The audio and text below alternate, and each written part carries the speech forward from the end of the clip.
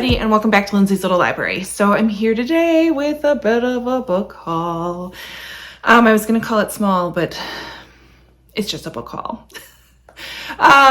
Let's see, I have some books that were sent to me from publishers. I went to a library book sale and I actually didn't buy too much for myself, more for book exchange reasons. And the rest I think are Pango books that came in and book of the month. So not too bad. I don't know. Let's kick it off. This literally came in the mail yesterday. As you probably know if you've been here for a while, I really enjoy Michelle Major as an author. This is the Front Porch Club, which, well, you know me, I'll read it on my front porch. I feel like I have to. She writes some really, really sweet contemporary romance stories that are like the perfect palate cleansers for me after I've read a really tough thriller or very suspenseful book. I love to pick up Michelle Major and kind of just decompress a little bit. So we follow three kind of main characters here. We have Annalise, who is, well, she was at the top of the world and having a really great life. And then her husband was arrested for fraud. And now all of a sudden she's become this outcast with no money, no place to live, very, very different life from what she was used to. And so she ends up having to rent a house, or apartment from Shauna, who she ended up getting fired from a job at one point. So her and Shauna are kind of on the outs, yet they both desperately need each other. Shauna needs the rent, Annalise needs a place to live. And Shauna's first love arrives in town, bringing up some crazy secrets. And then we have Megan Banks, who's an elementary school art teacher, whose quiet existence suddenly descends into chaos, and she's thrown into the mix. Don't know how it's all connected, don't care. Michelle's going to set it up beautifully for us. And most likely, I want to say this might be the first of another series. And it takes place in Magnolia, North Carolina. So I can't wait to get to it. Like I said, they're really great palette cleansers. I really enjoy it. This one is coming out the 23rd of May, so soon. So the next book I picked up was actually a recommendation from a Facebook group that I'm in. It's a bookish group that really just centers around people who live in my town.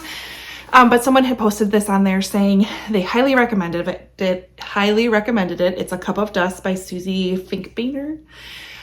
This one centers around kind of the Dust Bowl that happened in Oklahoma. And she said she compared it to Four Winds by Kristen Hanna. So I was kind of like, oh, that's intriguing. I would like to know more about that event. So this follows 10-year-old Pearl. She is the daughter of the sheriff in town, and their family is kind of one of the only ones that has the means to kind of keep this town going during a time where, what did she say?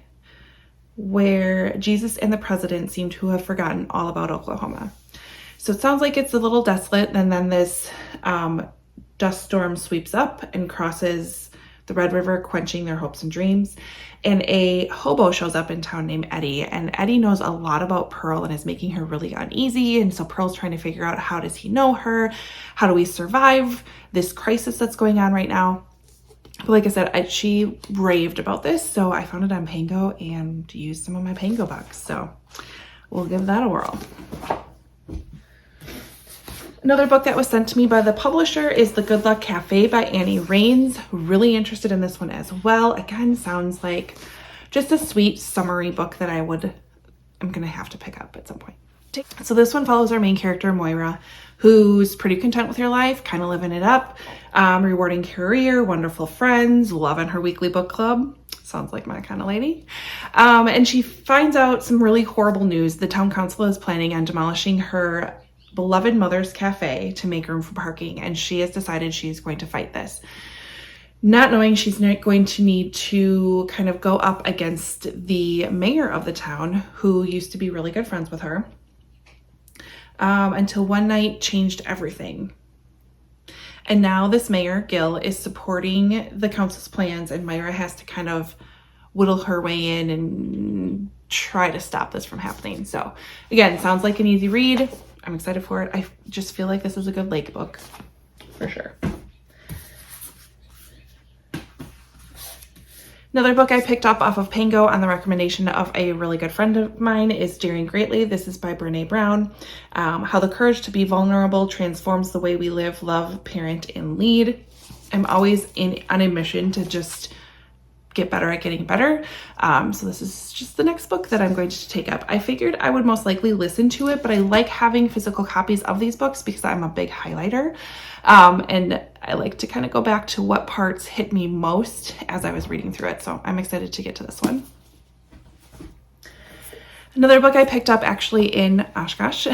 We were, our public museum was having an open house and they had a few books by local authors there. So I decided to pick this one up. This one centers around the time period of the Vietnam War and Nixon's presidency collapses. And we have Minnow Fenwick. His small world in Wisconsin has been blown apart. His father, a deputy sheriff, has been murdered by the unknown Highway 41 killer. And his mom has unraveled, and a goon named Larry has been pummeling Minnow behind the high school. So it takes place in this area following, I believe it's like historical fiction. It follows something that did happen around here. So really interested in it. We'll see what happens. I don't know.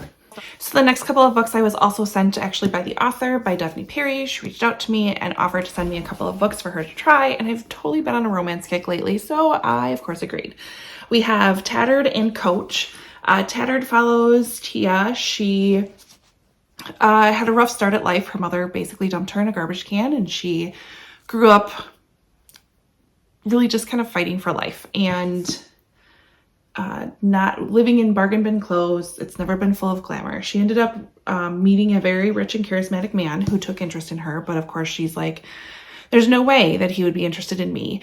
And they ended up kind of not separating, but going each other their own ways. And she kind of kicked herself for not learning more about him or even getting contact information from him because she can't really get him out of her mind. Years later, he comes back into her life and maybe there's, second chance romance vibes going on here. Kind of same with this one, second chance romance vibes. It says football star, single dad, and once a long time ago, mine. So intrigued with both of them, super excited, and they're such soft covers. I love them. So thank you for sending me those as well. And so the next one I found on Amazon for super cheap. It was like $3 and some change. It was a random find and I jumped on it. This is The Summer Place by Jennifer Weiner. This just came out last May, I believe. So we have Sarah, her 22-year-old stepdaughter, has announced her engagement to her pandemic boyfriend, and it's happening fast. It's in 3 months. It's going to be happening at Sarah's mother's house in Cape Cod. Once Ruby, her stepdaughter, kind of puts her mind to things, like she doesn't stop. It is happening. We're going. And so Sarah's just like, I'm not sure this is right, but we're along for the ride. And as the wedding day approaches, we start to learn more about Ruby, her stepdaughter, and kind of her past and her own relationship with her own mother and where kind of Sarah fits in on all of this. So excited to pick this one up. Another lake book. I feel like, I don't know, I might just have to move to the lake for the summer. We'll see. And then the next ones I picked up are just from Book of the Month. I have The Last Word by Taylor Adams. Cannot wait to pick this up. I've been hearing really great things. So it's basically someone is staying in a really remote cabin, kind of hanging out, and leaves a really bad review for an author about a book that they recently just read. And the author is like, you need to take this down or else. And it seems like the or else is pretty serious. So I'm excited to grab it or to pick it up hopefully soon. It's going to be awesome. I picked up The Secret Book of Flora Lee by Patty Callahan Henry. This is one that I've been really excited about and anticipating coming out. But I'm starting to hear some very mixed things on it. So you guys will have to fill me in on what you think. It says, when a woman stumbles across a mysterious children's book, long-held secrets about her missing sister and their childhood spent in the English countryside during World War II are revealed. So I'm curious. And then the last one I picked up is The True Love Experiment by Christina Lauren. This one, I believe, has a reality dating show angst to it. Yeah.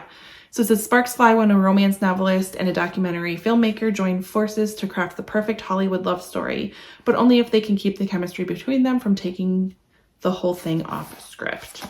So we'll see. So that's my book haul for this month. We're doing pretty good, I think. Try not to bring in too many books. If any of these are ones that you've read before or are interested in, leave a comment below. I'd love to check books with you. Otherwise, like, comment, subscribe, and all that fun stuff. And I'll see you next time. Bye.